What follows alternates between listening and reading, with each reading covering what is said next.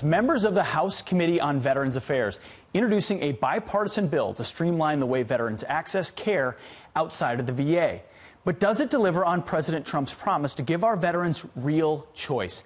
Joining me now to discuss is the Executive Director of Concerned Veterans for America, Dan Caldwell. Dan, as we know, one of the president's big campaign promises was to deliver choice for veterans, that they can either be seen at the VA or choose themselves to go to the private sector.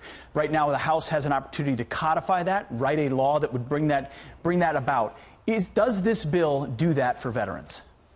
Well, look, there are some good things in this bill. It would better integrate the VA with the private sector. But those good things are undermined by the fact that it doesn't go far enough in offering the real choice that veterans need and what President Trump campaigned on.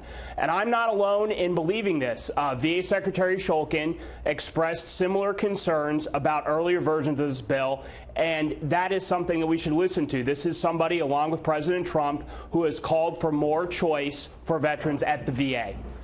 Dan, as you know, the swamp is deep and it is thick, and there are a lot of special interests that will want to water down bold proposals. We're going to put up on the screen some of what this bill does. What it does is it does further connect the VA with private sector. It eliminates the 30-day, 40-mile rule. It asks for primary care providers to handle the referrals. It streamlines payments. Some good things in there, but the devil's in the details. And if a veteran still has to go to a doctor or a VA bureaucrat to ask permission to go to the private sector, is that real choice? It is not real choice. And look, I think the members of the House VA committee, particularly on the Republican side, Dr. Phil Rowe, I think their heart's in the right place and they want to do the right thing. But they're getting a lot of pressure from special interests here in Washington, D.C. that don't want to change the VA because they benefit from the status quo. And that's why they need to hear from veterans.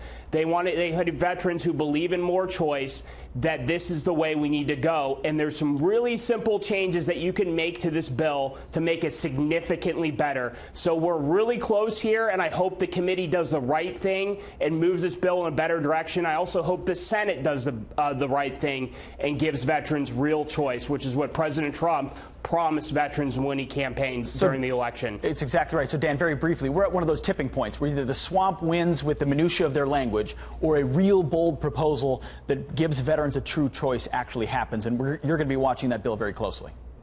Absolutely, and I can't emphasize enough, veterans need to make their voice heard. You can go to our website, www.cv4a.org, use our Action Center and contact your representatives and let them know you support real health care choice for veterans. That is critical. We can't let the swamp win here. A lot going on. Dan Caldwell, thanks a lot. Appreciate your time.